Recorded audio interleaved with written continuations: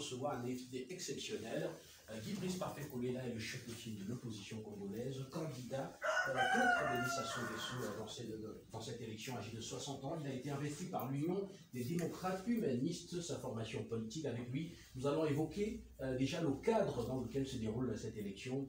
Beaucoup de candidats disant aujourd'hui faire confiance exclusivement au peuple congolais en disant que les conditions dès le départ n'étaient pas réunies pour aller à ce processus, pour participer à ce processus électoral.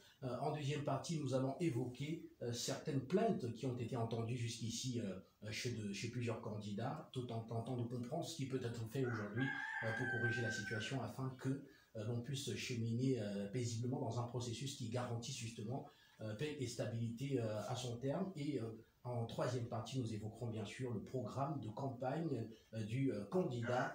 On parlera de l'absence constatée dans son programme du facteur financier qui aujourd'hui qui domine chez de nombreux candidats. Nous tenterons de comprendre ce que vous en pensez. Pour terminer, Monsieur le Président, nous allons bien sûr évoquer les relations internationales, le type de rapport que vous comptez développer avec notamment la communauté internationale si jamais vous parvenez donc à la tête de la magistrature suprême au soir du 21 mars, pourquoi pas dès le premier tour. Monsieur le Président, merci de nous recevoir. Merci beaucoup, monsieur le journaliste. Bon, je dois d'abord vous dire que je ne suis pas le chef de file de l'opposition. Le chef de file de l'opposition, c'est Satima Mabiala. En termes de... C'est le numéro 2, il faut le dire. Le chef de file de l'opposition a cru bon ne pas participer à l'élection, ni de soutenir aucun candidat. Moi, je suis dans l'opposition républicaine. Nous avons fait des propositions au pouvoir pour améliorer la gouvernance électorale. Il aurait fallu que nous allions à un recensement administratif spécial, à défaut d'aller à un recensement biométrique des électeurs. Ce qui n'a pas pu se faire. Nous le regrettons. Parce que le fichier actuel est mauvais. Et nous l'avons souligné à la concertation de Madingo, là où nous étions. Mais qu'à cela ne tienne. Nous nous sommes dit que la politique, la chaise vide n'est pas bonne. Nous faisons confiance aux citoyens congolais.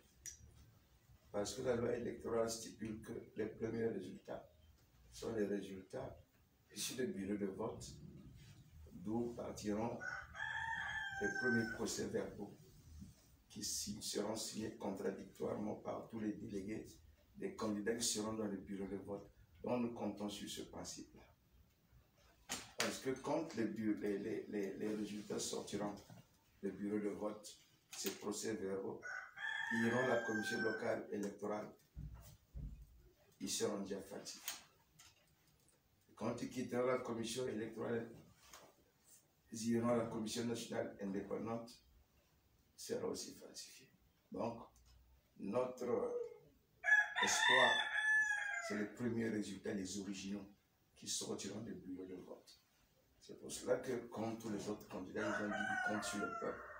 Oui, qu'ils aillent voter massivement, de façon à celui qui soit vigilant dans les bureaux de vote, qui nous sortent là avec les procès-verbaux issus des bureaux de vote. Est-ce qu'on ne va pas dire aujourd'hui que vous avez quand même, que vous avez baissé les bras pendant plusieurs années parce que beaucoup estiment que vous aviez eu le temps de faire suffisamment pression sur le pouvoir afin d'obtenir les réformes qui s'imposaient, garantissant ici un scrutin qui soit libre et transparent, garanti dès le départ? Monsieur le journaliste, vous savez que ce pouvoir traîne encore avec lui les vestiges du monopartisme totalitaire, du marxisme. Il n'a jamais été démocrate. Le Parti congolais du travail que vous voyez actuellement a géré le pays depuis 1969 comme parti unique. Et ils ont de la peine à se défaire de ce comportement. Et nous avons fait des pressions. Mais quand au Parlement, ils sont majoritaires. Sur 151 élus, ils ont presque 130. Vous allez faire quelle pression? Nous avons fait ce que nous avons pu. Mais ils savaient qu'ils s'accrochent au pouvoir. Nous avons introduit des réformes, envoyé des réformes au ministère de l'Intérieur, faire des propositions à gauche et à droite. Non, non, c'est la faute. C'est pour cela que nous disons que c'est le peuple souverain. Essayons de compter sur le peuple souverain qui, au dernier ressort, ira voter. Nous aurons besoin de ces premiers résultats. C'est sur ces premiers résultats que nous comptons.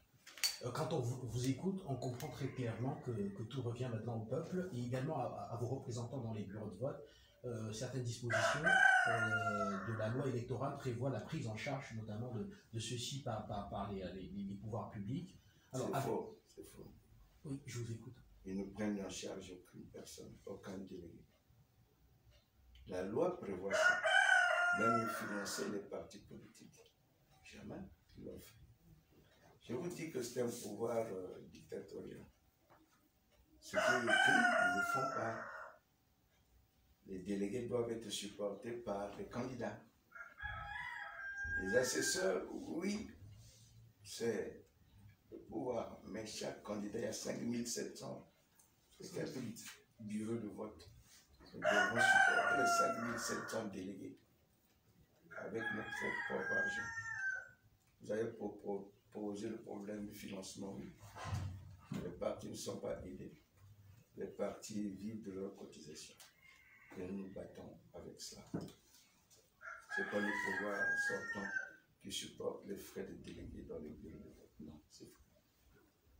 Dans certains pays, face à une situation comme celle que vous présentez, les partis ont parfois mutualisé leurs moyens pour assurer justement la surveillance du vote en se faisant parfois, en mettant en commun l'ensemble des représentants qu'ils avaient pour assurer une surveillance collégiale de l'opposition du processus électoral. Vous, comment comptez-vous justement juguler cette absence? Oui, nous allons essayer de le faire. Nous allons essayer de mettre en commun nos forces pour savoir, dans certains bureaux de vote, je ne saurais pas si le candidat X peut assurer la viabilité des résultats là-bas. Nous allons essayer de le faire. Avant qu'on aille en campagne, nous étions en train de mettre en place un texte commun pour que nous nous regroupions dans ce sens-là. Nous n'avons pas eu le temps de le faire, mais l'intention y est. On va sortir de cette première partie en évoquant concrètement les moyens que vous avez aujourd'hui qui puissent permettre aux citoyens congolais, en plus, au-delà de sa propre, enfin de son propre engagement sur lequel vous vous appuyez aujourd'hui, quels sont les moyens qui sont déployés par vous-même pour garantir justement une protection de ce vote des Congolais. Vous savez,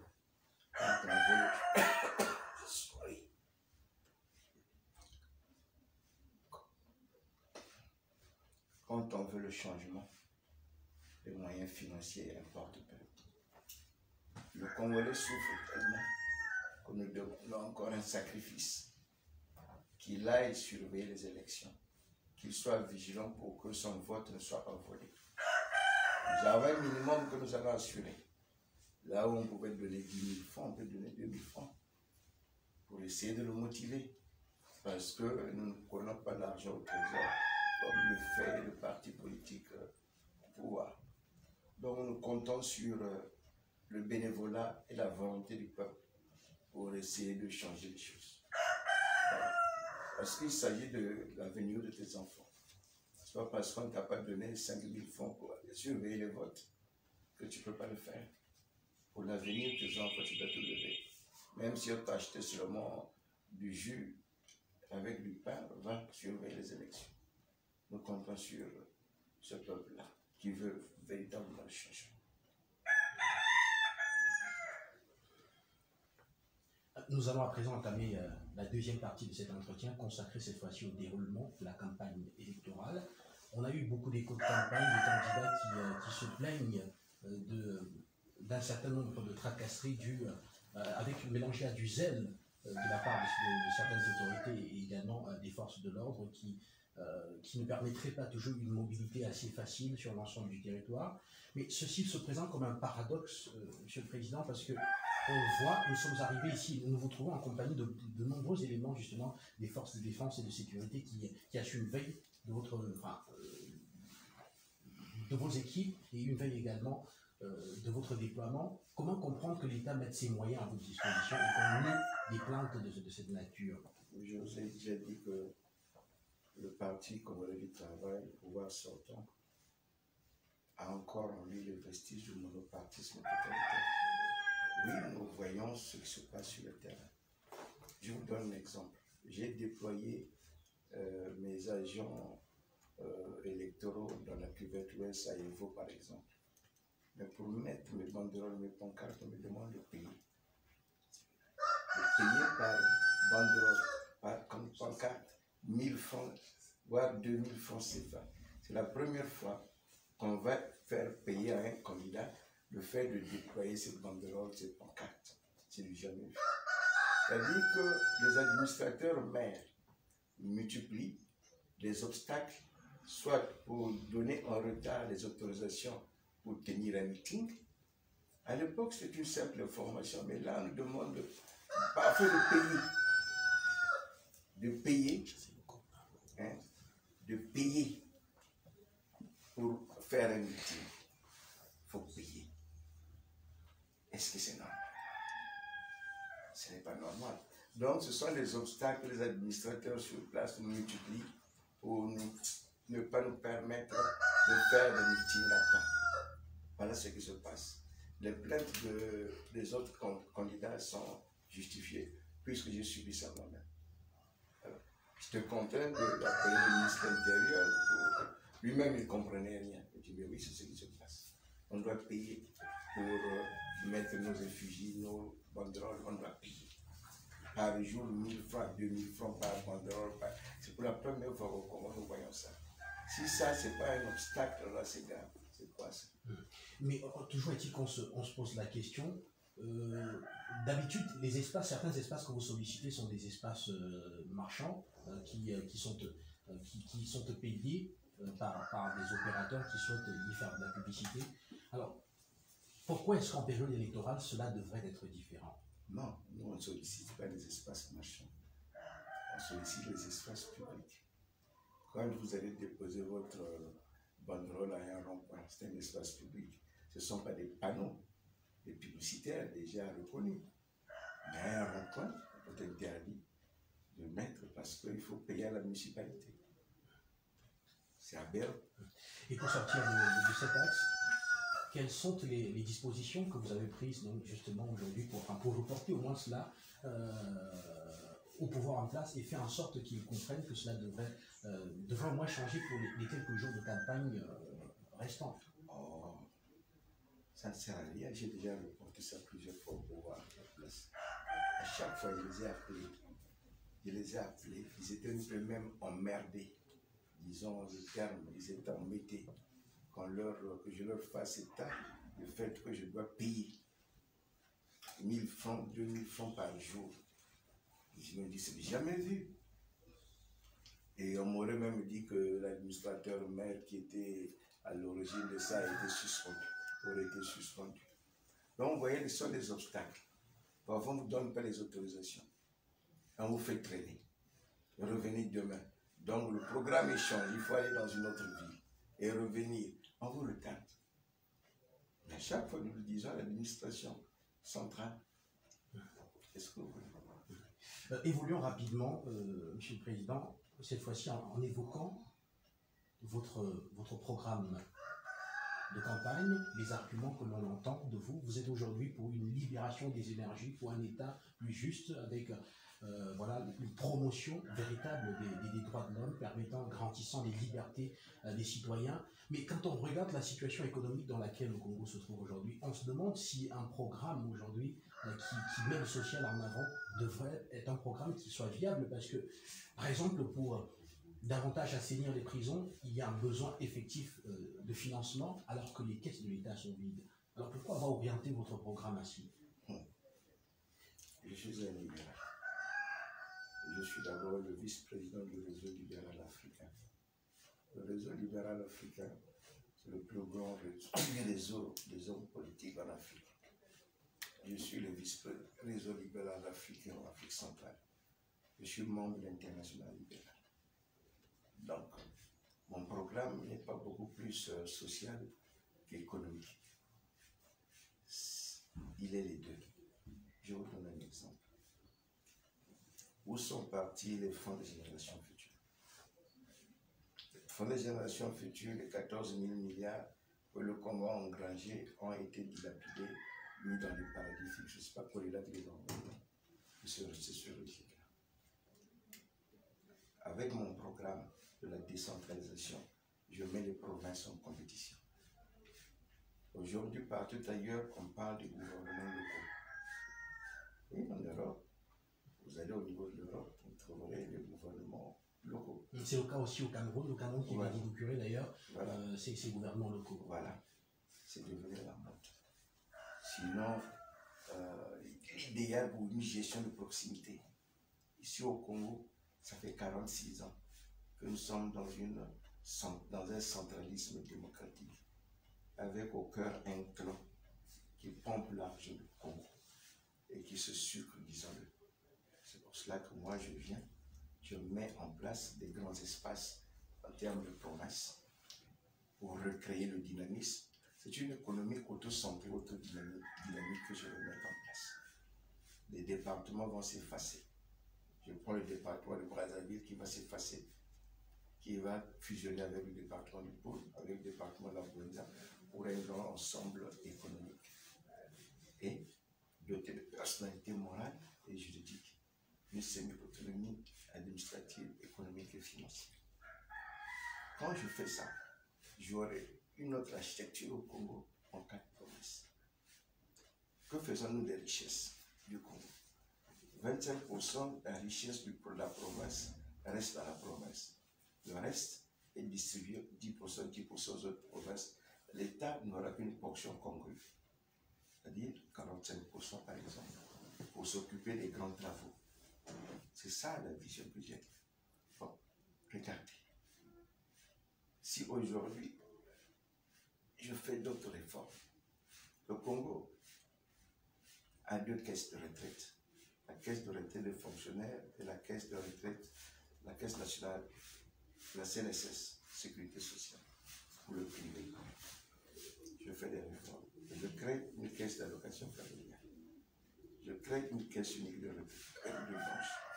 Je crée une caisse d'assurance maladie qui n'existe pas. Bon. Qu'est-ce que je fais?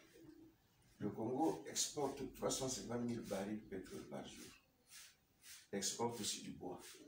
Exporte aussi du fer.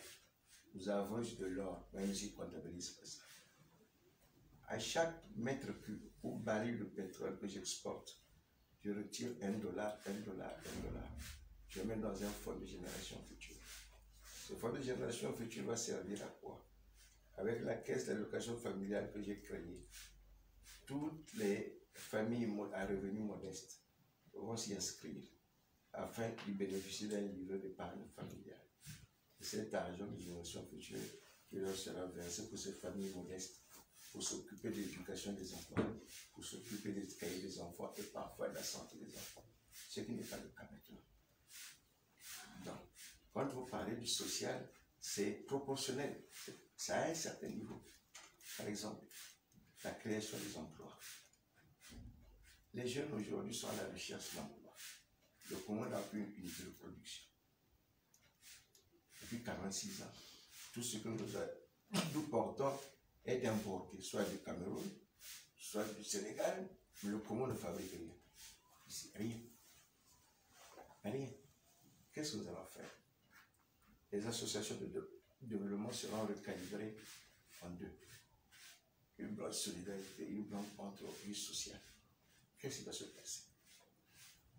Pour créer des emplois. L'association de développement, branche entreprise sociale, vont bénéficier d'un financement selon leur projet. Ils vont s'inscrire à la chambre des métiers. La chambre des métiers, quand tu t'inscris à la chambre des métiers, tu es porteur d'un projet. Arrivé à la chambre de métier aura un paquet d'assurance emprunt. Si votre projet est viable, on vous donne une assurance emprunt. Vous allez à une banque de solidarité active. Parce que les banques classiques actuellement ne financent pas si vous n'avez pas de garantie. L'assurance emprunt sera votre garantie. On vous finance votre projet. Vous aurez un tutorat pour vous suivre jusqu'à ce que votre projet puisse éclore. Ça, c'est la création d'emploi, ce n'est pas du social. Ce n'est pas du social que nous faisons. Donc, quand je dis par exemple, les jeunes qui sont à la recherche d'emploi, ils s'inscrivent à l'ONEMO à l'époque, maintenant c'est l'agence d'emploi. Tu es à la recherche d'emploi. Avant que tu trouves un emploi, il faut qu'on te donne un petit revenu qui te permet d'attendre jusqu'à ce que tu trouves un emploi. Il faut prouver que tu es à la recherche d'un emploi. Si on donne aux jeunes 45 000 francs le mois, en attendant qu'ils trouvent un emploi, c'est pas mauvais. Et tout ça, c'est l'argent venu des fonds des générations futures que nous n'allons pas flanquer ailleurs. Donc, ce n'est pas, le Congo n'est plus crédible, c'est tout. Le Congo a encore des revenus. Notre problème, c'est la crédibilité auprès de bailleurs de fonds. Je vais vous donner un exemple. Le Congo est en train de lancer un emprunt obligataire au niveau de la CEAC. Vous êtes Camerounais? Parfaitement. Voilà. Le même emprunt lancé par le Cameroun est à un taux de 2,25%. Mais le Congo, il lance 100 000, un prêt obligataire de 100 milliards de francs CFA à un taux de 6,25%. Ça montre un problème de crédibilité. La différence de taux montre que les dirigeants congolais ne sont plus crédibles dans la sous-région. Donc, il faut refaire la crédibilité. C'est pour ça qu'il faut un changement. Une fois que nous arrivons au pouvoir, nous devons ramener la crédibilité dans la gestion des choses publiques. C'est ça. Et nous allons appliquer les 48 mesures du FMI. Jusqu'à présent, les 48 mesures ne sont pas appliquées parce que ceux qui doivent les appliquer sont même mouillés. Ils ont la main dans le combi. Ils ne peuvent pas s'auto-appliquer ces 48 mesures. C'est pour cela que nous venons pour changer les choses, à ramener la crédibilité économique et financière afin de ramener les bailleurs de fonds, les consorts, pour relancer l'économie. Ce n'est pas plus difficile, ce n'est pas impossible, mais nous pouvons le faire. Parfaitement. Et on va à présent sortir de cet entretien en évoquant justement la toute dernière partie, le tout dernier thème qui avait été consacré, à savoir la politique internationale. Quand on vous écoute, on se demande comment est-ce que vous vous positionnez concrètement. On était en Russie et de nombreux spécialistes qui participaient au Forum Afrique-Russie étaient arrivés à la conclusion que l'Afrique aujourd'hui souffrait surtout d'un manque de souveraineté et que si les États africains augmentaient leur niveau de souveraineté, cela devrait leur permettre de dégager les ressources nécessaires, indispensables à leur décollage économique. Comment vous positionnez-vous par rapport à un tel constat? C'est pour cela que je fais une décentralisation. Parce que l'État dans son entièreté est tellement corrompu qu'il ne peut pas aujourd'hui assurer la souveraineté. C'est pour cela que nous mettons comme ces micro-États la décentralisation avec une personnalité morale, juridique et une semi-autonomie administrative et économique à chaque province. À chaque province sera gérée par un gouverneur, un gouvernement provincial, un parlement provincial, avec un plan de développement provincial, et une cour de compte unique de discipline budgétaire. Donc déjà, avec ça, on va voir comment est-ce que les provinces vont s'autogérer, vont s'approprier leur souveraineté. Parce qu'au Congo, en Afrique, il ne faut plus parler en termes de souveraineté globale. Parce que ces États-là sont corrompus. Parfois, le président lui-même est corrompu. Le pays pourrit, le poison pourrit par la tête. C'est pour cela que j'applique la décentralisation, telle que je la vois, avec des gouvernements locaux qui feront que puissent regagner la crédibilité et la souveraineté dans le cadre de la coopération décentralisée. Tout simplement. Parce que ces provinces-là seront représentées dans les différentes représentations diplomatiques du Congo à l'étranger par une haute autorité de coopération décentralisée. Comme le Japon le fait. Le Japon le fait les différentes provinces du Japon sont représentées dans les différentes représentations diplomatiques du Japon pour vendre des produits, le plan de développement de leur province. C'est pareil. Donc, nous, à l'étape actuelle, si on pense encore parler de la souveraineté globale du Congo, non. Il faut essayer de donner la liberté à l'autogouvernance pour que les gens se réapproprient cette souveraineté, qu'ils se mettent en compétition. C'est ça qui fera qu'on aille là. Voilà. Merci beaucoup. Nous sommes arrivés.